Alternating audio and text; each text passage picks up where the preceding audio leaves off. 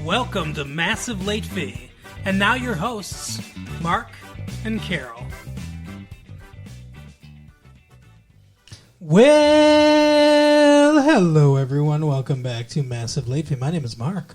With me as always is my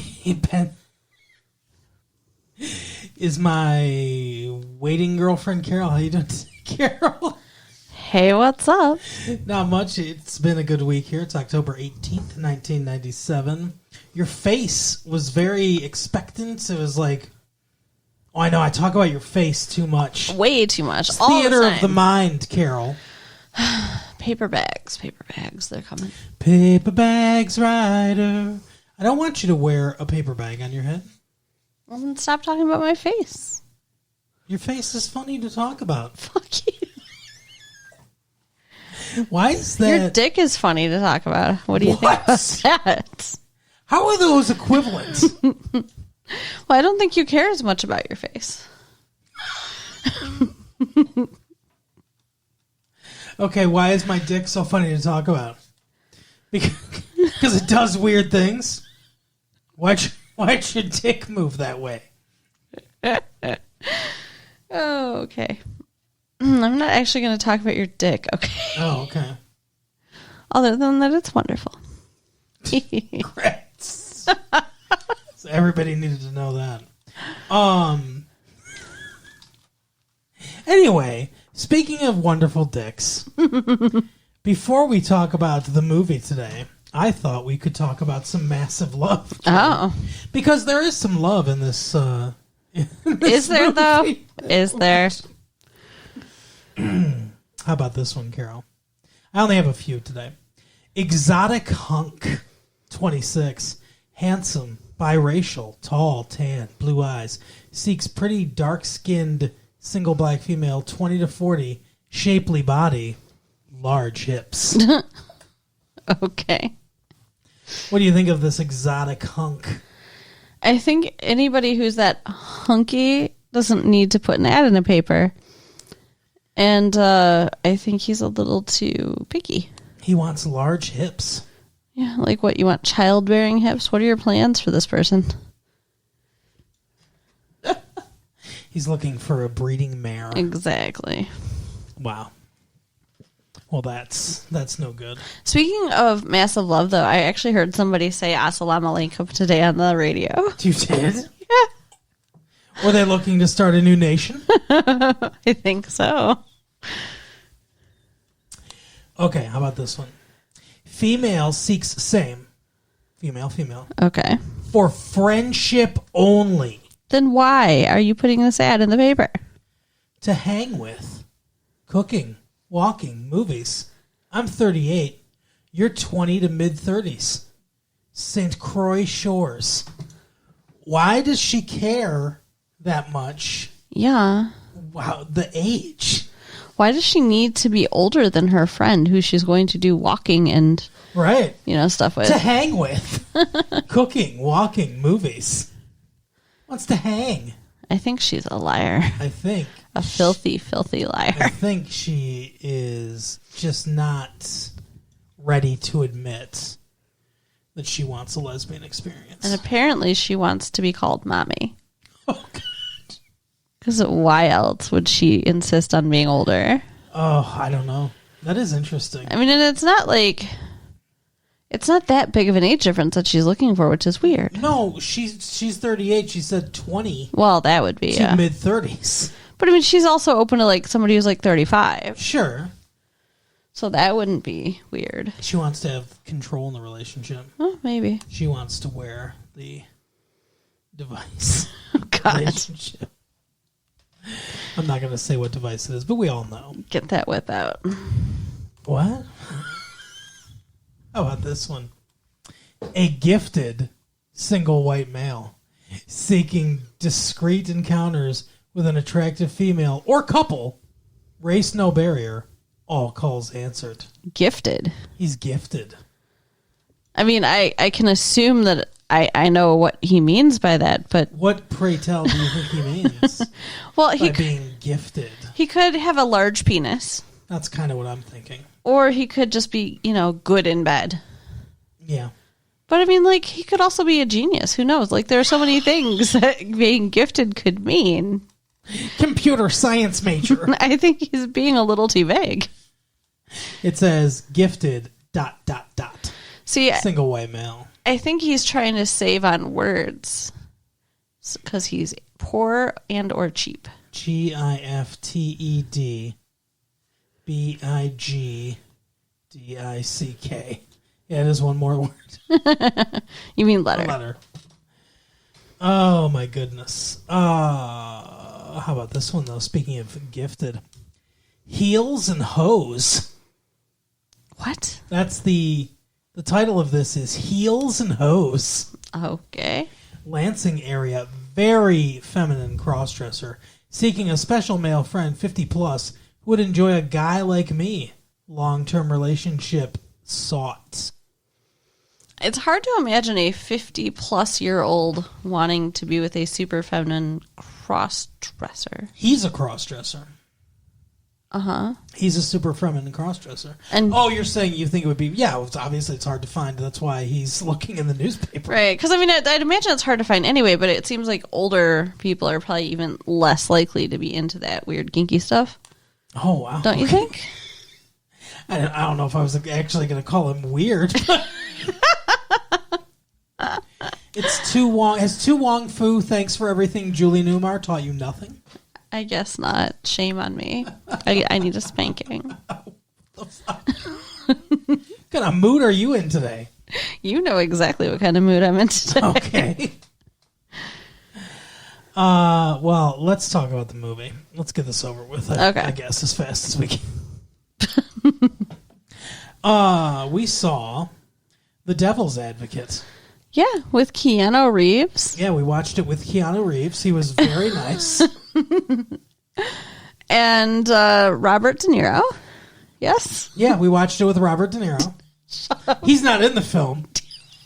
But his friend is in the film, so he was like, I turned to him and I said, Robert, do you like the movie? He goes, a little bit. Oh my God, Pacino. Yes. Pacino. Al Pacino. There we go. Keanu Reeves, Al Pacino. I looked down and I said, hey, can you pass the popcorn? Hoo-ah. And Robert De Niro said, you talking to me? Yes, Robert, you have the popcorn. Oh, sorry.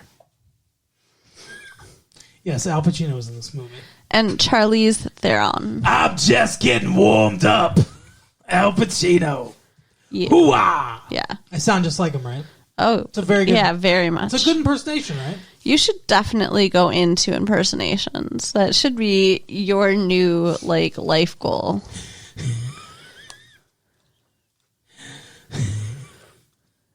I mean, people. I'm Al Pacino. Come and get me. I want a cappuccino. Go ahead. Beyond those that listen to our tapes, the privileged, few. Privileged thousands. They should be exposed to the wonder that is your impersonations. Yeah, I agree. My best impersonation is here. I'm Franklin Pierce, 14th President of the United States. He sounded just like that. Right. You're so silly. It's my best impersonation. No, I'm very good at the impersonations. Mm-hmm. Don't you think? Yeah. What the fuck is it called? Late Fee 1994 at AOL.com. Write in if you think that I'm good in impersonations. Write in with your opinion on my impersonations. You know that, people sided with you on the comedy aspect of your intro. Are you trying to say that you're lying? They weren't exactly like, I love your impersonations. I'm just saying, that's why I'm asking necessarily throw that out why there. I'm asking them. Okay. I'll do a couple throughout the show. You've all heard my, Yay. You've all heard my Al Pacino. Hoo-ah! You're out of order. This whole courtroom's out of order. And then I'll do some other ones. Okay. My Jack Nicholson. I'm the star with an attitude. Anyway, go ahead. We watched The Devil's Advocates. So, going into this movie, Yeah. I had a strong feeling about what it was going to be based on the trailer. Yeah, trailer gave away too much. Way too much. Trailer was like a throwback to some of the 80s trailers. Yeah, but like they can't... Where they go plot by plot, like the Ghostbusters is about a group of guys that start a business busting ghosts, and then they gotta, whatever. Yeah, they ruined it though because they showed stuff from the end. Like if they had stopped it, like, I don't know, 20 seconds sooner, it would have been fine. Yeah. It would have left a little bit of mystery. Like you start to get the impression that there's some evilness going on, but you don't know exactly what it is. But nope, they ruined it. They ruined it. Well, they didn't ruin it. It was still a great movie, but You liked this movie? yeah, didn't you? Girl, I didn't like this movie. Really? I loved this movie. There you go. I was like, why is he lying?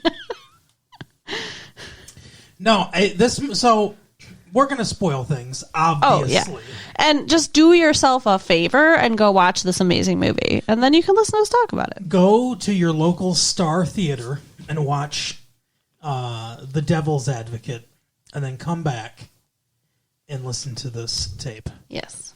Put it in your tape deck on the way home from the theater, and roll your windows down, even though it's very cold outside. And say, woo!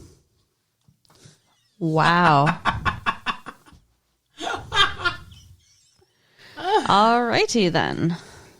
What are you, Jim Carrey? Apparently. So Jim Carrey's not in this movie. He was in Liar Liar. This is kind of like the serious version of Liar. Right. So, I'm gonna go with my big picture thoughts. Okay. And then we can get into the minutia of the movie if you'd like. Go for it. But this movie's very operatic. I like that. The score, the architecture, all the ornate sculpture and everything. We go into Al Pacino's house. His character's name is John Milton. Maybe a little on the nose. Why is that on the nose? John Milton wrote Paradise Lost. Okay. Keanu, about the fall of Satan, Oh, essentially. okay. And Keanu Reeves' character, Kevin Lomax, actually says a line from Paradise Lost at the end of the film, towards the end of the film, where it says, "Better to reign in hell than serve in heaven." That's a line from Satan from Paradise Lost. Oh, okay. So that there's obviously that connection. But I think this, like I said, with the score, the architecture, we go into John Milton's apartments. Yeah, I was going to say, house is not the right word. It's a penthouse apartment. Right. But all of it's big. Like it's all like tall ceilings, very large doors. Well, yeah, he's actually in a tower. Yeah, and it's all the architecture is very Baroque. It's very operatic. It's all very bigger than life, and the music's very large and bombastic in a way that's not distracting to the movie. It's almost Shakespearean in the way this movie plays out. There's a lot of, because it's ultimately it boils down to a good versus evil battle. Right. And, there's those big themes. It's big and Shakespearean in its scope and everything. I loved when he's first seeing the apartment and he asks about the bedroom and they're like, "What bedroom? He doesn't sleep." Yeah, Milton. And he's like, "Where does he fuck?" "Everywhere." That's what he says, yeah. That's what Milton comes out and says, everywhere. But yeah, I mean, it's all just like basically one giant room. It's really weird. Yeah, when we learn what we learn later, that makes a lot of sense. Yeah, I bet he doesn't have to eat either. No, he doesn't need to eat or sleep. I bet he does, though. Do we see him eat?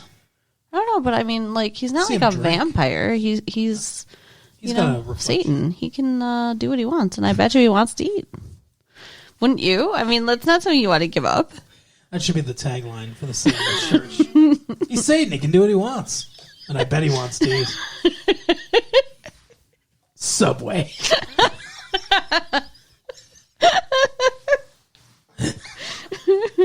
Oh, my goodness. Man. But, so, adding to the operatic nature of this is casting Al Pacino as the devil. Okay. Because his acting is also very Shakespearean, very operatic, large performance. Even though he says, and to me this doesn't, it's a disconnect, but he says like, one thing about me, Kevin. They never see me coming. They never see me coming, and it's like, yeah, but you when you look up overacting in the dictionary, there's a picture of Al Pacino. I don't think so. No, there's a picture of Jim Carrey. But if you Yes. look closely, he's holding a photograph of Al Pacino. No, I mean, his presence is, large, but I don't think that he's overacting. I think he's supposed to have a large presence. It's not bad or distracting. Sometimes he goes overboard. Not in this movie, but in some of his performances, sometimes he goes a little overboard. Okay. But yeah, he's a big personality, and he's a big actor. I agree with him, though. Like, he's like, would you look at me and think Master of the Universe? No, you wouldn't. I mean, who cares that he's got a big presence or personality or whatever? You were going to say Dick. You were going to say Dick. No. What do you know about Al Pacino's Dick? I don't know anything about Al Pacino's dick, but I bet you Milton, whatever the fuck his name was. Milton. John Milton, yeah. Like I bet you his is pretty big. Well, he's Satan, so he can make it any size Exactly. he wants, right? Although he said it was a 7, I believe. He said, on a scale of 1 to 10. With 10 being the most depraved acts, that doesn't mean that his dick wasn't large. No, I'm not. That's not what I'm saying. Okay, what are you saying? But so you think he's like a Yoda? You don't see him coming? You know how, like, in Star Wars, you look so confused. In Star Wars, Luke Skywalker goes to find a great Jedi Knight, and he has this idea of what a great Jedi Knight's going to look like in his head, big, strong, tough guy, and it's this little fucking Muppet, Right? and that's the whole point. That's why Yoda does his whole like, Yoda, you seek Yoda, take you to him, I will. Say there's another impersonation. These are all for you to judge. Are you auditioning for a voice actor gig that I don't know about? I'm not auditioning for a voice actor. Okay. So anyway, so you think he's like a Yoda, where he's under the radar? I mean, not Even dressed in his suit? not if you know anything about him, but if you see him on the street, you're not going to look at him and be like, oh, hey, he's a powerful dude necessarily. Okay, all right. Just because he's wearing a suit, it's New York, everybody's wearing a suit. Literally, like, everybody in this Even the movie bums is wearing have a suits. Even the bums that kill the fucking Mr. Rooney from Ferris Bueller's Day Off. What was his name? Jeffrey James. No, not the character. Not the actor. Jeffrey Jones, sorry. Barzoon, Eddie Barzoon. That's right, you got it. Hey, you remembered. Hey, I get a sticker and Somebody a cookie. killed. Yeah, I'll give you a cookie. So anyway, so yeah, I like the big, like, operatic nature of the movie. It builds to that. I mean, it starts out small, but it gets bigger and bigger and bigger until we get to the end. Well, yeah, it starts out in Gainesville, Florida. As small as you can get. Not really. Shit-kicking Gainesville, Florida, home of the University of Florida Gators. Alrighty. And birthplace of Gatorade. Is it? Yes. That's kind of cool. Yeah, so what did you think? I really enjoyed the movie. What did you like about it?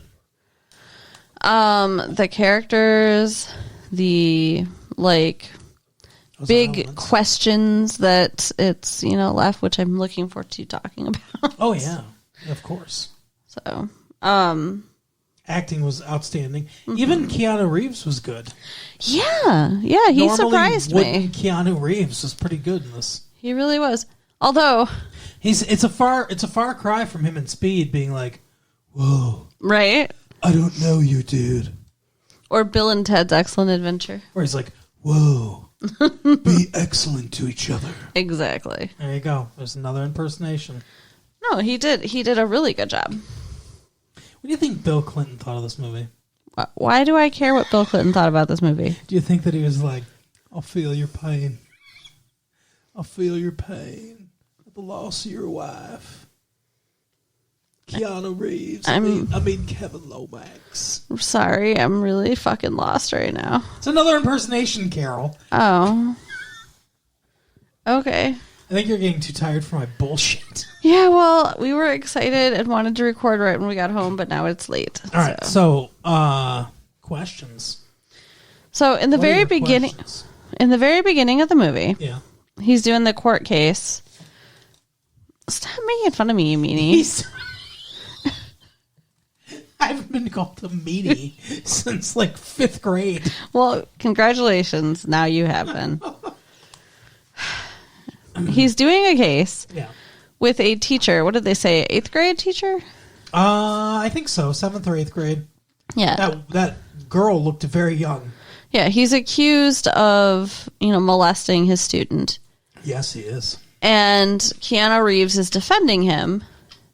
And while this little girl is on the stand talking about what he did to her... Keanu Reeves has never lost a case.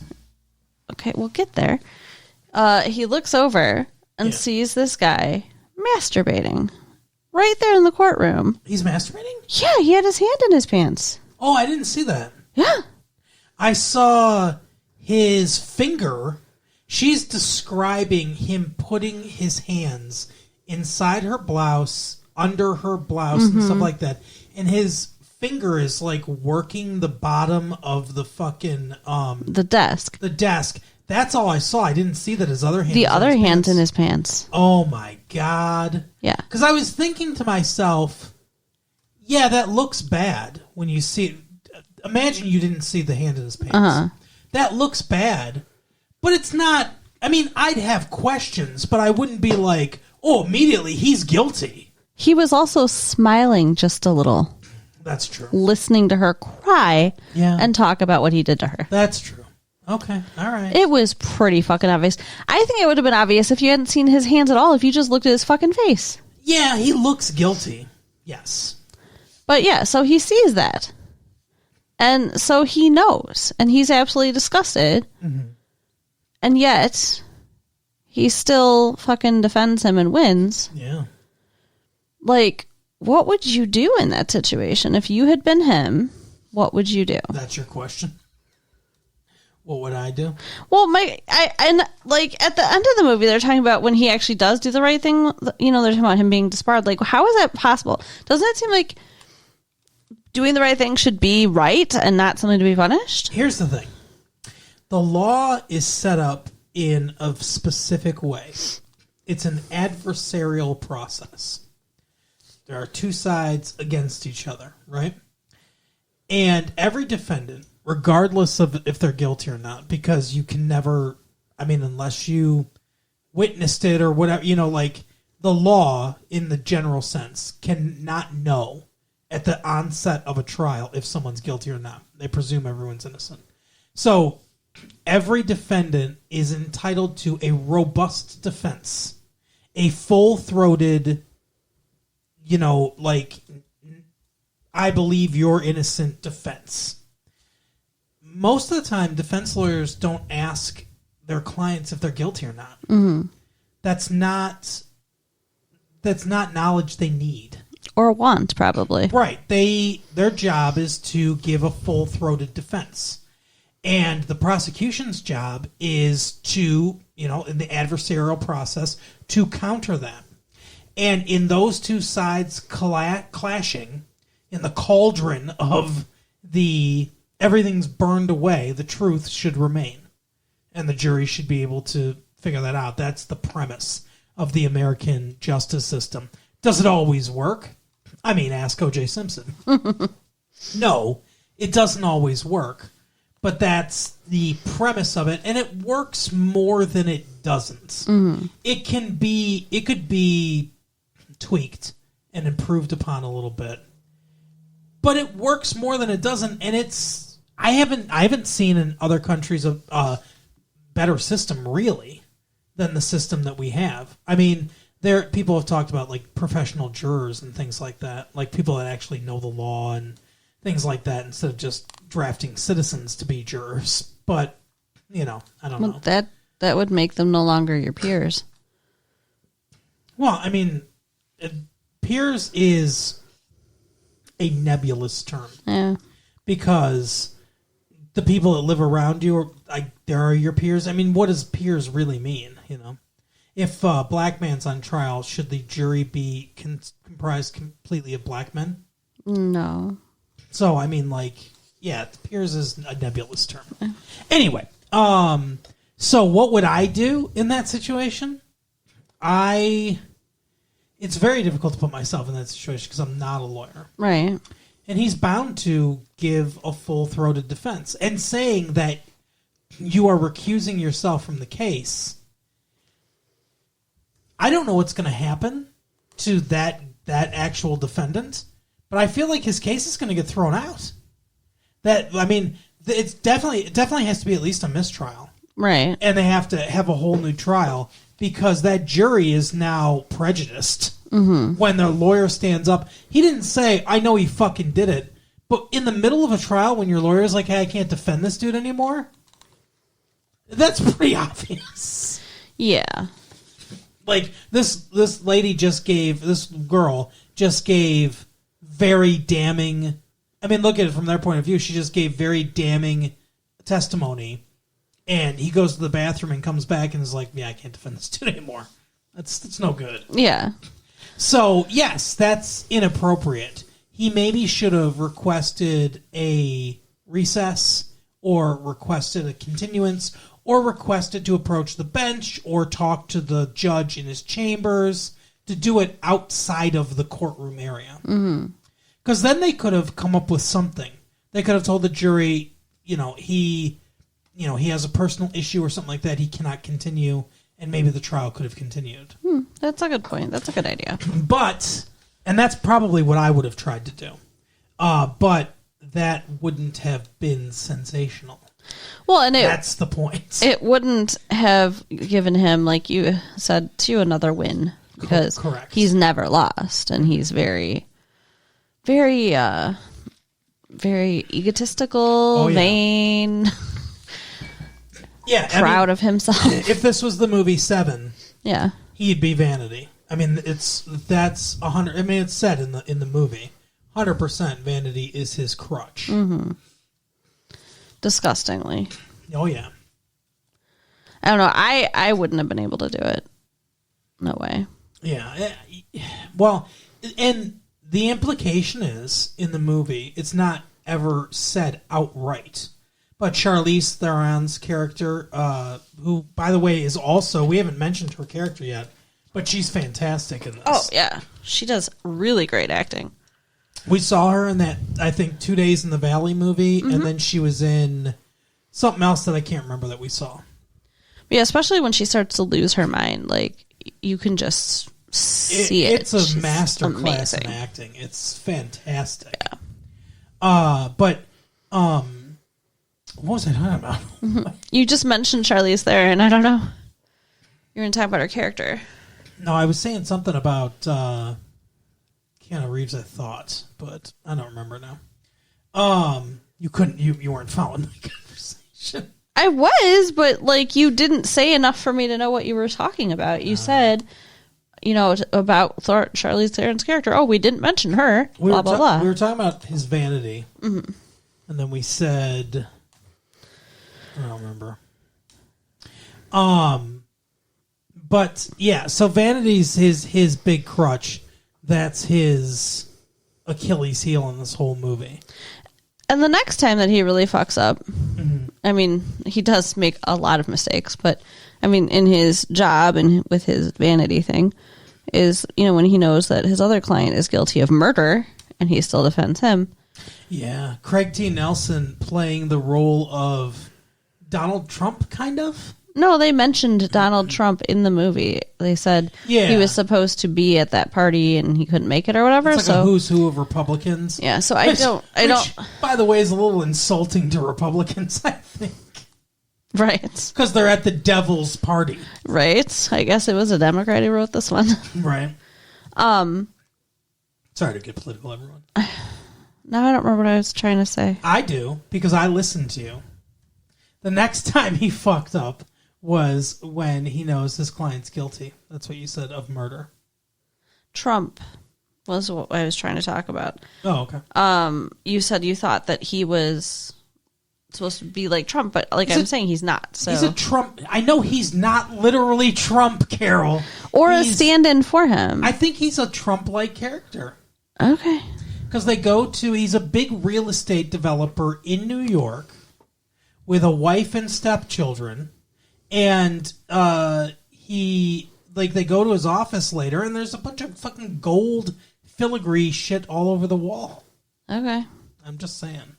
Not saying that he's 100% Donald Trump. I'm just saying I think they drew a little bit on him, I think, for this character. So I'm just thinking, I don't think that what the hell, Lomax's character is a good person. Who's Lomax? Lomax is his last name. The actor Kevin Lomax? You said Lomax's character. Yeah, Kevin Lomax, the character. Okay, I got it. Jesus, why are you giving me a hard time? Because you meant Keanu Reeves' character, Kevin Lomax. The character of Kevin Lomax, I don't think is a good person. I don't either. But he's supposed to be like our hero. He's the son of the devil. Well, but I mean, like, you start out feeling like sympathetic for him, I think. Well, he's our protagonist, yeah. But and when you look at everything he does, none of it's good. No, he's a terrible person. Okay. All right, so we're on the same page. Yes. That's what I was going to say. I got it. You weren't listening. Yeah, you sigh. I wasn't listening to your thoughts, correct? I'll give you a spanking later. No, I said it. What? We were talking about you didn't think you'd be able to do it, defend this dude, right? Mm-hmm. This child molester. Correct. And I said it's implied throughout the movie. Charlize Theron mentions it indirectly, kind of alludes to it, but it's implied throughout the movie, and Pacino says something about it later too, that he's won 65 cases in a row, that all his other clients have also been guilty. What? Yes, that's implied, because she said, Charlize Theron, when she's like going nuts and everything, they're wheeling her into the loony bin. Oh, yeah. She's like, it's blood money. We knew it. All those clients, but you kept winning. But we knew they were guilty, and you kept winning. So it's implied that he's just been getting the scum of the earth off with a little help from... Which is awful. With a little help from his demonic... His dad, yeah. His demonic dad. And that this one was the last one until he recruits him to come to New York and play in the big leagues. And the worst part is, like, later in the movie, you find out that this child molester that he got off then is found with the body of a 10-year-old girl in his car later. Yeah, so he's also a murderer. Yeah, but he probably wasn't yet. I mean, like, if he'd gotten him arrested, or, if he hadn't gotten him off, he probably wouldn't have killed that girl. Yeah. Well, he was doing a good enough job getting himself off, apparently. Ugh. Gross. Which I didn't even realize. But, yeah, so that's the implication. He was a prosecutor. He became a defense attorney, got better money, and had all these clients that were guilty as sin. Never lost a case. Yeah. I mean, crazy, right? And then he gets this Craig T. Nelson off for murder, and Craig T. Nelson killed his wife, his stepson, and the maid.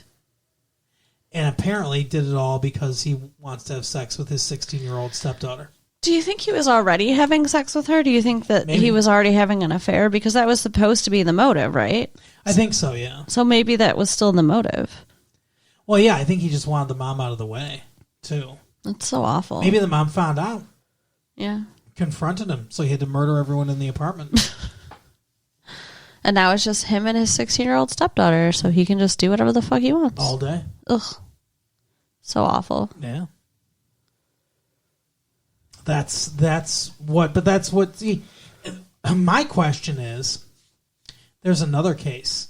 There's another character, played by Delroy Lindo, and it's the black guy. Oh, that slaughters a goat or whatever. Right? They want to arrest him, and he gets him off by appealing to religion, saying that it's his religious right to be able to slaughter this goat and everything. Guy lives in the sewer. Apparently has $15 million in the bank. Also, though, is some sort of voodoo practitioner. Mm-hmm. He's not a Satanist, doesn't seem like, but he asks the name of the prosecuting attorney, and he takes out a cow tongue and starts, putting nails in it and everything, doing this little voodoo curse on it. And lo and behold, when they're at the actual trial, the prosecutor can't talk. He's coughing and he can't speak. And it's because of what he did. My question is, what is he into that Satan's let's get this guy off? Child molestators, pedophiles who want to have sex with their own stepdaughter, stuff like that, and murderers. That all makes sense. Why Satan would be on their side and want them to get away with it. What did this dude do?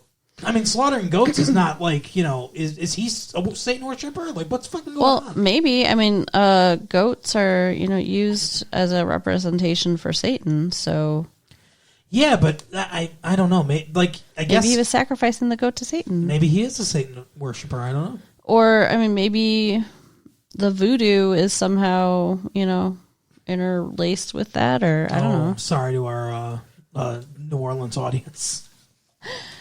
She didn't mean that. I don't know. I don't know, but that's my question: is we don't ever find anything more about that character. We don't need a sequel to this movie, although there is an opening for a sequel, but we don't need one.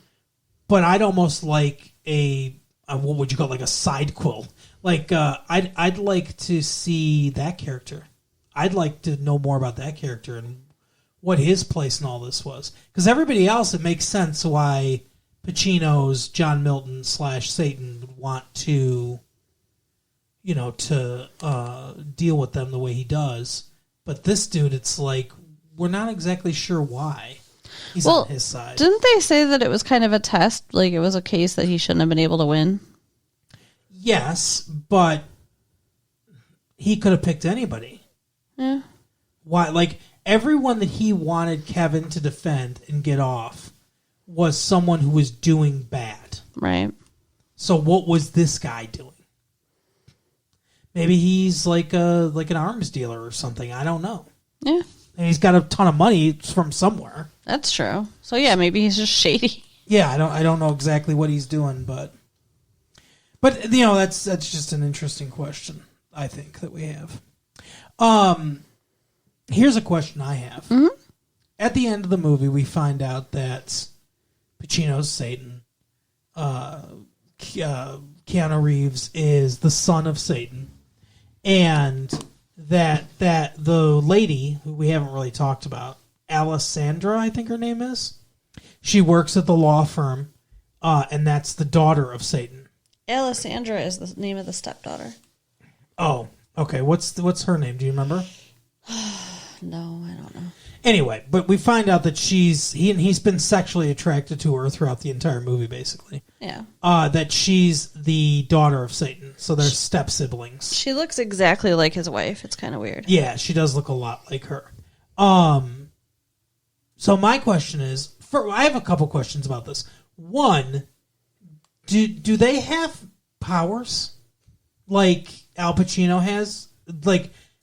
Obviously not as strong. He can make cars hit people. He can fucking put demons inside of homeless men and have them kill the principal from Ferris Bueller's Day Off.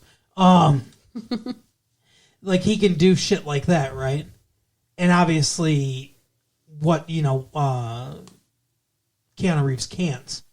But do they have some powers? Oh, it seemed like Keanu Reeves had the power to be able to tell what, things about people. Yeah, about the juries and things like that. So I'm thinking that too.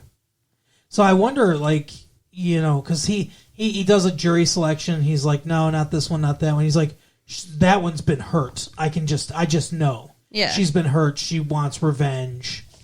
She wants to find this person guilty. Yeah, and the guy's like, how can you possibly know that? Just trust me. Like, that's weird. So, yeah, it feels like they have at least some limited kind of powers. Yeah. And then the other question that I had is this whole movie a closed time loop? A closed time loop. I mean, it is a time loop. Because at the end, what do you mean by closed? Well, at the end, is it just going to keep repeating over and over and over and over and over again forever? I don't think so. Because he changed it already. Like when he went back, he changed it. But but that's not going to matter because so the whole premise is that Satan's appealing to his vanity to try to get him on his side. He wants him to fuck his sister and produce the Antichrist. And at the end of the movie, it seems like he's going to do that, and the attractive woman gets naked for the film, and then he blows his own brains out, killing himself with a smile. Right, making it so very creepy that they can't do that because free will exists. He has to. They very firmly established free will exists. Satan can't make anyone do anything. Yep. So in his rage, and for just a split second, you see like the little demonic, like the Satan face, underneath. He basically brings him back to the beginning of the movie, where he then does the right thing, as we said, and recuses himself from the case. But Larry, the reporter, who is Satan in disguise, convinces him to tell his story and everything because he's going to make him a big star. Yeah. It's the same. He's going to bring him down the same path. But it's not a closed time loop because it's not the exact events repeating over and over. It's going to be different. But is it going to get to the point where she kills herself, goes crazy and kills herself again, and he Who knows? Is in that situation again, and he kills himself, and then we're just going to keep recycling? I mean, I feel like he'll keep, doing this to him until he does what he wants. But is that ever going to happen? I don't know. I mean, it seemed like he was pretty close. I think his sister messed it up. Oh, yeah. By saying, I'll make you forget about Charlize in 2 minutes, you'll never think about Marianne again. Your cock's inside me.